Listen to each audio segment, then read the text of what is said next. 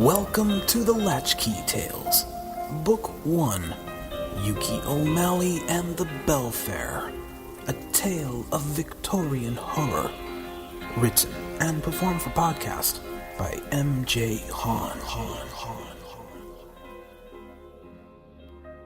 Chapter 6, A Career in Tea.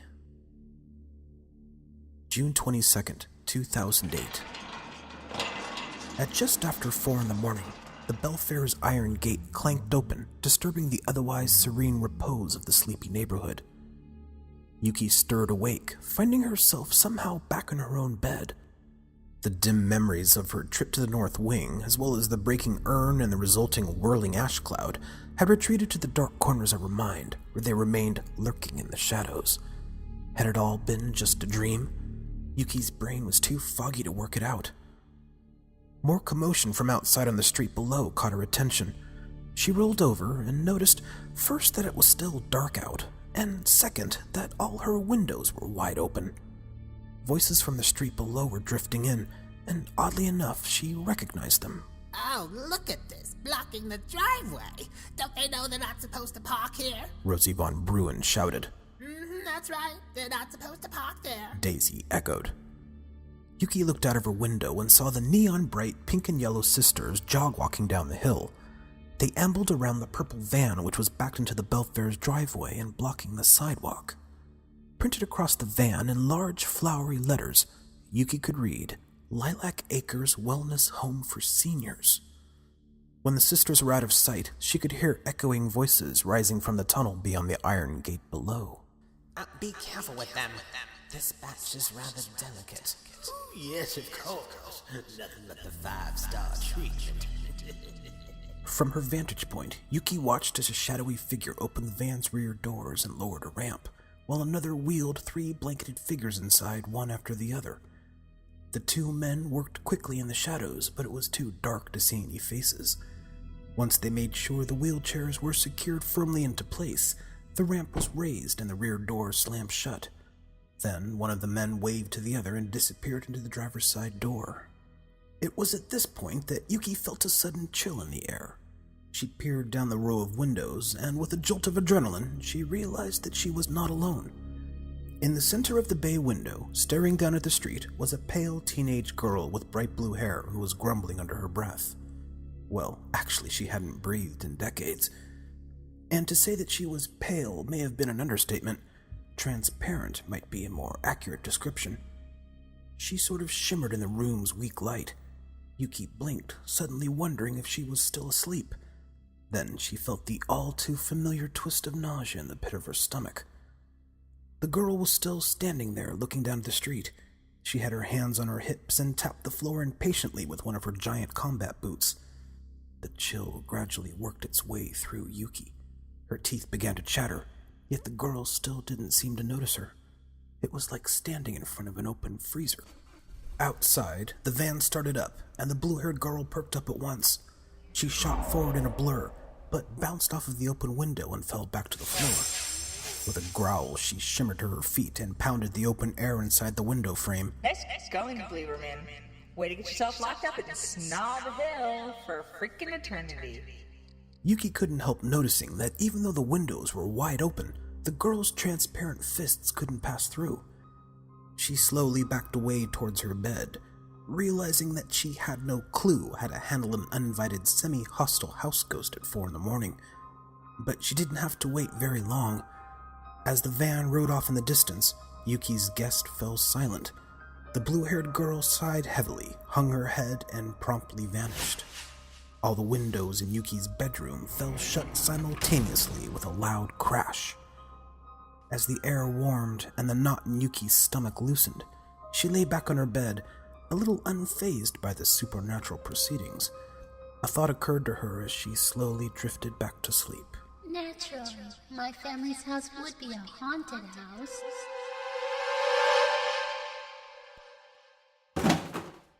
Yuki awoke suddenly, blinking at the blinding sunlight. The sound of rustling paper caught her attention. Her blue-haired house ghost flashed through her mind. Yuki cautiously looked over her covers and saw something that really scared her. Her stack of 23 boxes had been substantially torn down, and now her belongings were spread out all over the floor. Another box started to topple from the top of the stack. With a shock of surprise, Yuki saw a figure in black with its back to her. It was unpacking armfuls of her clothes, adding them to the piles on the floor and making notes on a clipboard. Yuki sat up in bed and cleared her throat. With a tiny gasp, Mrs. Flack spun around. Oh, goodness. You startled me. I didn't see you over there. It's time to rise and shine. Despite Mrs. Flack's $1 million smile, Yuki remained stony. Mrs. Flack seemed unfazed and went back to her clipboard while gesturing to the assortment of apparel that had collected on the floor. Goodness, all these clothes. We really should edit some of these. You couldn't possibly need all of them. Yuki got out of bed and trudged by Mrs. Flack without a word. She grabbed some clothes off the top of one of the stacks and then sequestered herself in her bathroom, closing the door with a purposeful slam. After Yuki had washed and dressed, she re-emerged, relieved to find Mrs. Flack had gone. Oddly enough, she was used to this sort of unscheduled assault on her privacy. It was very typical of the doctor. When Yuki was smaller, the doctor would always barge into her room painfully early in the morning, screaming, "Rise and shine," or "Wake up happy." Now it seemed the doctor was getting somebody else to do her dirty work. The heat of the day was building in Yuki's bedroom. The sun seemed to be blazing in from all directions. It reflected off of the freshly painted walls like a white-hot oven. Yuki saw her house key and the $20 the doctor had given her lying on top of the little desk by her bed, and Crowley Golden flashed through her mind. He never did charge me for that hot chocolate. Maybe she could explain to Sloane that she had just moved in and had nothing to do with the Curse Castle's curse. Considering Sloane's reaction before, it was probably a long shot, but at least it was an excuse to get out of the house. Yuki quickly grabbed her things and left the room. When she reached the central hallway, she heard voices echoing from the renovated part of the house. She crept quietly down the hall, being mindful of the creaky floorboards. She could hear Mrs. Flack talking. Well, I don't think she was very happy about that. Oh, I know. That's just the way she is. She can be a little peculiar sometimes. And honestly, something has to change. I mean, I found her asleep in the hallway the other night. Yuki didn't need to hear any more. Just the way she is. A little peculiar. She turned and stomped out of the flat, making sure she slammed the door extra hard. Yuki stood fuming on the landing outside the front door. The brass cage that usually housed the elevator was empty. She didn't have the patience to wait for it, deciding that it would be more satisfying to clomp her way down 3 flights of stairs. How is it okay for that woman to be in my room? And where does the doctor get off calling me strange? Yuki's anger rose the further down the stairs she went. So focused that she failed to notice anything around her. Her fury eclipsed all distractions. Peculiar? Look who's talking. When Yuki arrived at the bottom of the stairwell, the overladen vase full of silver gladiolas suddenly flew off of the entry hall table, rising 10 feet into the air and then falling to the floor with a crash. Yuki crossed the entry hall and pulled open the heavy front door, completely oblivious to the mess on the floor or the transparent blue-haired girl that stood there waving at her. The blast of heat hit Yuki as she left the shady cool of the massive house. Just being outside in the fresh air instantly made her feel better. She wended her way through the little wild garden to the stairs and then down to the sidewalk. Yuki was just steps away from the cafe when she saw that the little cluster of outdoor tables was deserted. She peered inside the cafe and then saw that Sloane was behind the counter, screaming her head off with someone on the phone. Sadly, there was no sign of Crowley. Suddenly, Yuki's plan about talking to Sloane didn't sound like such a very good idea. She walked past the cafe and then noticed the odd little alleyway between the cafe and the vacant storefront next door. She didn't remember it from her brief tour of the neighborhood the day before. The little alley was shady and cool, like a tiny chasm that ran behind several tall apartment houses. Yuki stopped to appreciate the laundry that was artfully strung in and between the wooden stairwells. Hey, a voice said softly behind her. And there was Crowley Golden, walking down the back stairs of the cafe's building, carrying a backpack over his shoulder. Shh, he pressed a finger to his lips. My mom can hear everything from back here. Crowley smiled and pointed towards the dead end of the little street. They came upon some concrete stairs that descended down between apartment houses. The stairs were overgrown with ivy and made a perfect hiding place. Crowley indicated that they were out of earshot. Hey, Crowley said again while flicking the hair out of his eyes. I wanted to apologize for my mom yesterday. Yuki nodded in silence. Yeah, she just gets like that sometimes. All punk rock, you mean? Crowley smiled shyly as they walked down the stairs. It's not about you, really. It's more about that place. The Belfair, Yuki added, and Crowley swallowed audibly at the mention of the name.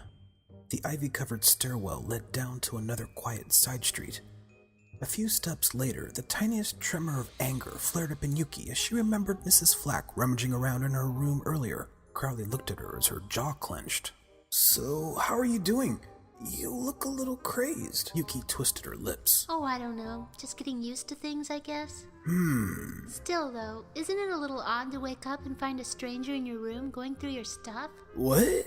Who's going through your stuff? Mrs. Black? More like Mrs. Dressed in Black?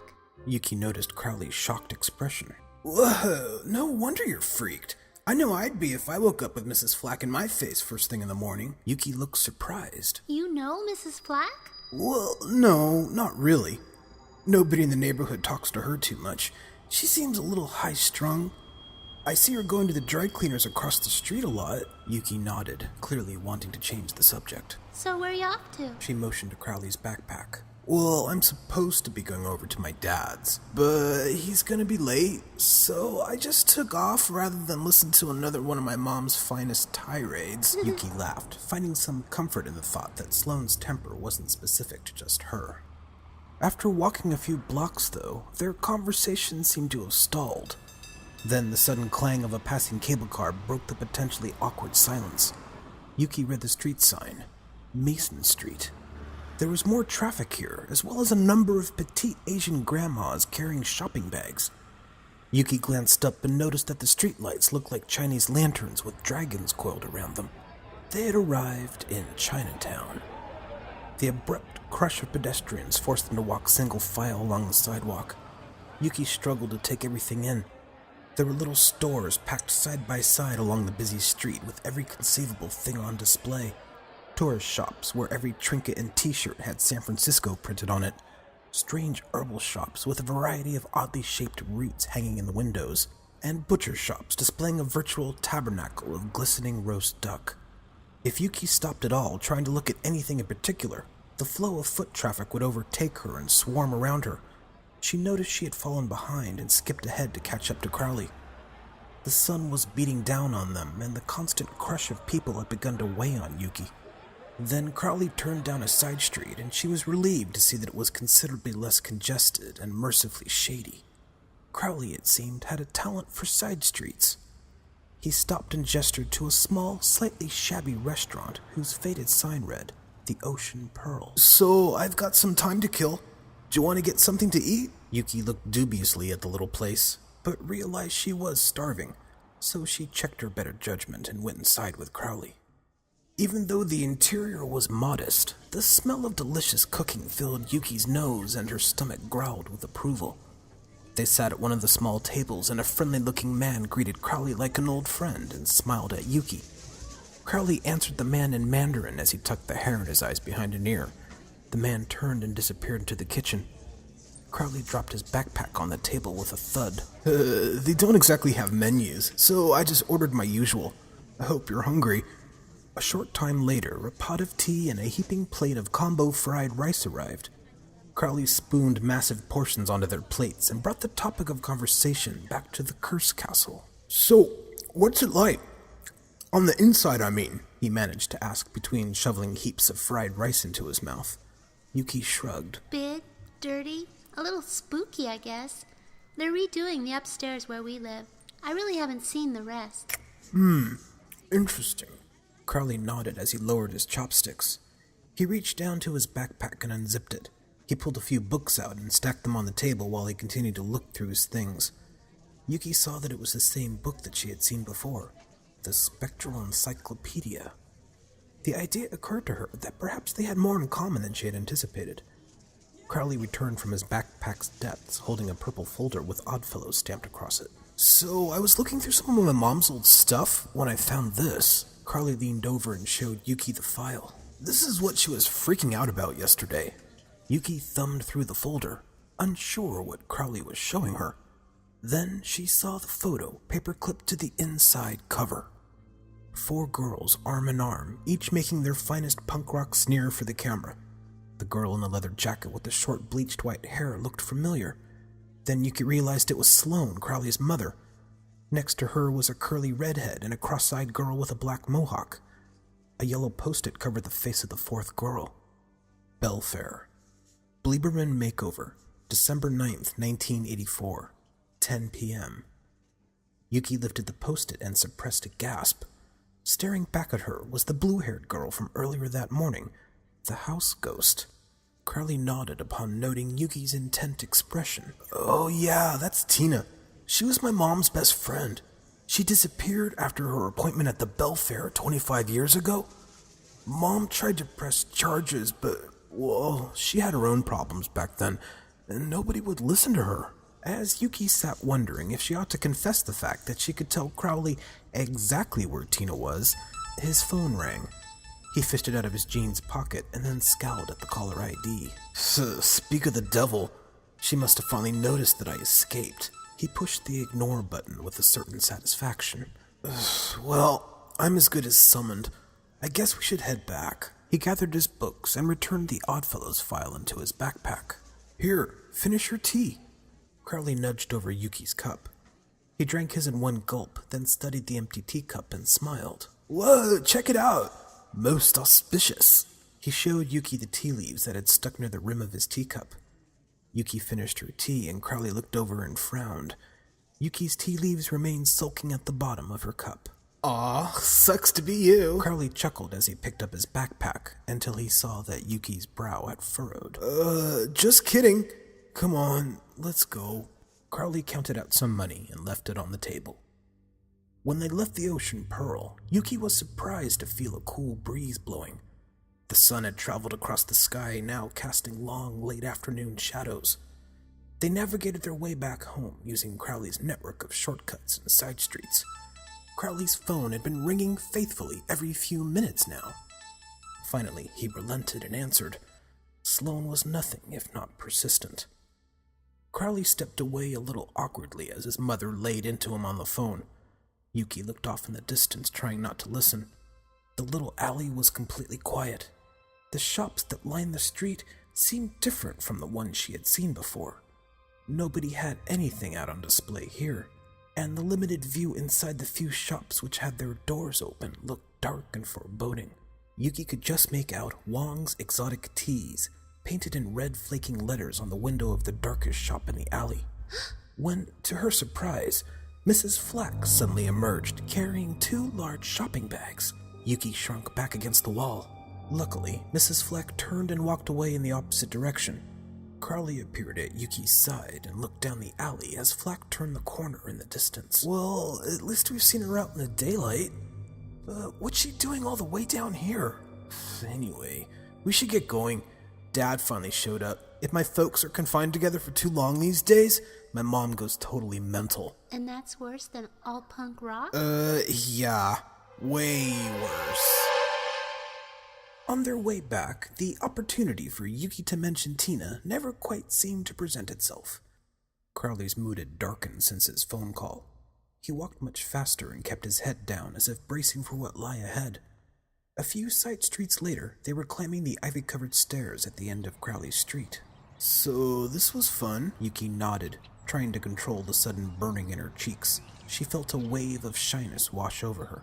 They had arrived at Crowley's back stairs when a screech rang out from the overhead window. God, how many times do I have to tell you? Oh, you make me crazy. That'll be Mom. So, yeah, let's hang out sometime. Maybe your place? With a grin, Crowley scrawled his number on a scrap of paper, handed it to Yuki, then disappeared up the back stairs. Yuki made her way back to the corner, and was struck by the sight of an enormous gold Cadillac convertible parked in front of the cafe. Shortly after, Crowley came skulking out of the Golden Calf, his backpack slung over his shoulder. He was followed by a harassed-looking man that Yuki took to be Crowley's father. He was tall and thin, with horn-rimmed glasses and a thicket of salt and pepper hair that wavered around a prominent bald patch. Mr. Golden approached the driver's side of the Cadillac with an audible sigh as Sloane's barking voice continued to ring out from inside the cafe. Her shrieking seemed to be having the opposite effect on Crowley. He slid into the passenger seat while a smirking grin spread across his face. Mr. Golden turned the ignition key and the Cadillac came to life. Yuki was expecting the roar of some massive gas guzzler, but the Golden car merely began to pulse with a low thrum. The sound reverberated until it reached a sort of harmony, and the Cadillac pulled away from the curb. Crowley waved as the car glided forward and managed a graceful U-turn. Yuki watched as it quietly rolled away with only the sound of gravel crunching under its tires. As the last rays of sunlight made ready to call it a day, Yuki shivered. The gentle breeze that had been blowing earlier suddenly felt more like a cold wind as the sun set low in the sky. So much for summer in San Francisco. The minute her key turned in the lock, Yuki felt a slight twist in her stomach. She quickly crossed the foyer and stepped into the brass elevator. She held her thumb on the up button until the brass cage closed and she began to ascend. Her stomach twisted again. The house ghost is somewhere close by. When the elevator reached the third floor, Yuki made a beeline for her room. She faltered for a moment, thinking that she had seen something shimmer in her peripheral vision, but when she turned to look, there was nothing there. As she moved through the central hall, she could hear the familiar light tapping noise of the doctor typing on her laptop. In spite of everything, the sound gave her some comfort. It was one of the few things she associated with home. Yet that comfort was only temporary. It evaporated the minute she saw who was waiting for her in her room. Boo! Sorry, couldn't resist a classic. So, you got time for me now? Yuki froze in her tracks. Tina. Hey! Good guess. Hey, my name's Yuki. Yuki spoke timidly as the shock of cold moved through her. Yeah, no kidding. Everyone's been talking about you around here. Tina shimmered back to the center of the room. Yuki thought her mood seemed casual compared to her performance earlier that morning. So, nice place you got. You guys, just moved in? Tina nudged an empty packing box with her boot. Yeah, we just got here. How long have you been here? Oh yeah, that whole urn thing? Total kick in the head, right? Couldn't tell you how long I was in that thing, but I can tell you. So far, this whole afterlife totally blows. I can barely do anything cool without, passing out or whatever. Tina looked out over the skyline, noting that it looked a little more crowded than she'd remembered. She turned with a quizzical look on her face. How about you tell me how long I was in there? What year is it anyway? Yuki hesitated. Come on, spill it. 2008? Dude, that would make me 30? No, 40. Holy crap, I'm freaking ancient. Tina continued to rant, her energy building into a sort of whirlwind. Yuki decided then and there that she would wait a bit before mentioning Sloane or the golden calf. When Tina had calmed down and had stopped saying how gnarly it was to suddenly be in the 21st century, as well as things like, Hey, where are the freaking jetpacks already? she had made a few useful observations. Some things are still the same. They're still here, that's for sure. Lamal, Deventer. Derventer? Yuki remembered the doctor mentioning that name a few times before. But the crazy urn lady with all the hair and the kimono, she doesn't seem to be here anymore. At least I don't think so. I don't know. This place. So many little secrets. Tina rose up in the air and hovered just beneath the ceiling in the bay window. For instance, She said as she disappeared. Shortly after, the sound of heavy footsteps came clunking through the ceiling with a shower of plaster dust. The banging continued until a rectangle of plaster came crashing down, followed by an unfolding wooden ladder and a shower of debris. Yuki had to jump out of the way to avoid being hit. She could hear Tina's laugh ringing out from the hole in the ceiling as the dust settled. oh yeah, heads up! The house remained quiet. Yuki couldn't imagine how the doctor hadn't heard all the noise and come charging in. Hey, what's the point of an afterlife if you can't bust stuff up? Yuki looked at the ladder. It was definitely old, but seemed strong enough to support her. She climbed up to the hidden room and then realized that she was up inside one of the corner towers. Similar to the living room, it had the same 4 little windows. The tiny space allowed just enough room for Yuki to stand at a comfortable distance away from Tina, who seemed to be giving off waves of icy cold. It also looked like Tina had gone a bit more see-through and was a little wobbly. Hitting stuff really tires a girl out. Yuki stared out of each of the 4 tiny windows. They offered a dusty, yet panoramic view of the city as it faded into dusk. The view behind the roof line, however, was what really caught her attention. Sitting on top of the curse castle was a seemingly long-forgotten roof garden. Gnarled trees long dead, an empty koi pond, and a weather-beaten pagoda. The garden looked neglected, like it had been thrown to the mercy of the elements. Damn! Tina scowled as she failed to move a transparent hand through one of the windows. Yuki looked over. That's weird. You can go up and down, but not out? Yep, that's what it looks. Tina thumped her fist against the glass, which sent a little shockwave of dust flying. That's what it looks. Everything in the tiny room was covered with a thick layer of dust.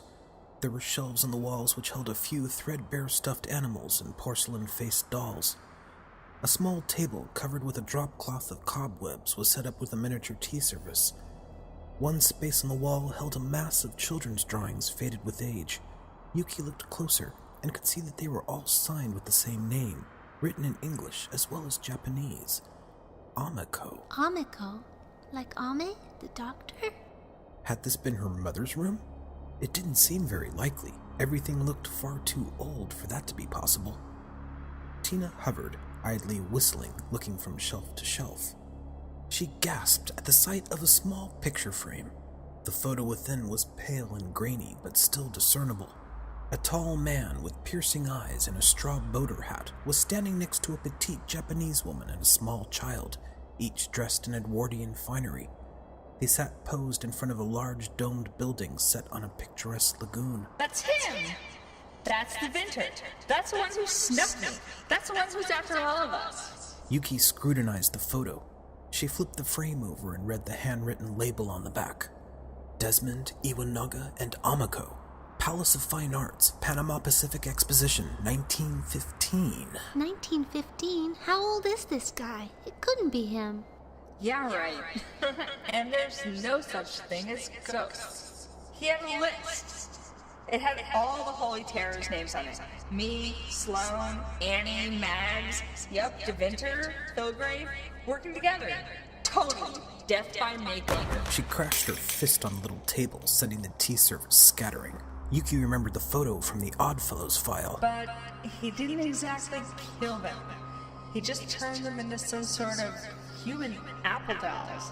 There's this machine down there, and there's these plans for something called Lilac Acres. Yuki remembered the noisy van from earlier that morning, the blanketed figures in wheelchairs. Tina, I think I should tell you. Sloane, she's okay. She's actually... Yuki looked around, but Tina was nowhere to be seen. Evening had fallen, leaving the little playroom quite dark. Yuki looked down through the trap door. There was still no sign of her transparent guest. She called Tina's name a few times, and was answered, but not by Tina. What are you doing up there? The doctor asked, as she walked into view with a look that was more surprised than angry. Yuki was unable to come up with a quick answer. She climbed down the ladder, her mind racing with a variety of excuses. The doctor, however, didn't press Yuki for an explanation. She was still standing in the same place, staring up at the trap door with a faraway look on her face. Yuki stood there, bracing herself for the punishment which never came. The moment was stolen by the doctor's cell phone. As usual, the call was terribly important. The doctor paused for a moment and silently mouthed, "I need to talk to you," as she left the room. She seemed quite oblivious now to the piles of broken plaster or the ladder hanging from the ceiling. Yuki whispered around her room for Tina, but there wasn't a trace of her. She had vanished as fast as she had appeared. Yuki followed the doctor while keeping an eye out for anything spooky. Did she think it odd that the doctor didn't react to the hole in the ceiling? Not necessarily. Since the doctor's work had eclipsed pretty much everything else, what difference did a little broken plaster make? Yuki began to prepare herself as she walked. She knew the doctor's tactics all too well. "I need to talk to you" definitely meant that something major was up. Yuki found herself thinking about Crowley Golden and how he was able to smirk away his erupting volcano of a mother with such apparent ease. Of course, the doctor wasn't one for anything as obvious as bluster. Her methods, although scientific, were usually covert. As Yuki turned the corner towards the kitchen, what she saw genuinely surprised her. Standing next to the doctor, all in black, was Mrs. Flack. I believe you two have met? Mrs. Flack remained inscrutable behind her dark glasses. Yuki nodded, her expression frozen, her resolve quavering.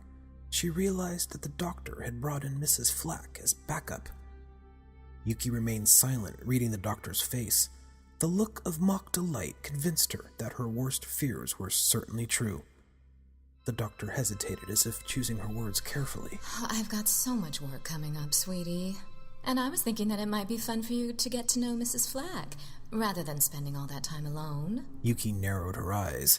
Judging by the forced smile nearly splitting the doctor's face, there was surely more to come. We were thinking that it might be good for you to take on a summer job and sort of help out, downstairs, for a bit. You're going to be the Belfair's new tea girl. Yuki was stunned, but not necessarily surprised. She stood with a dazed expression. Any notion about spending a summer of quality time with a doctor evaporated on the spot. It doesn't matter where we go. It's always going to be the same.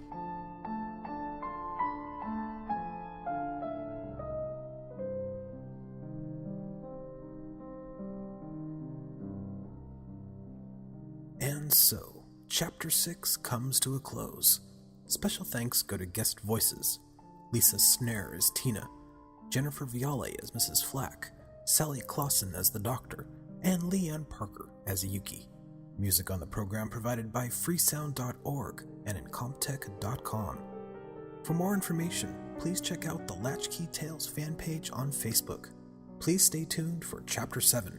And until then, this is MJ Han saying goodbye for now, and thanks for listening.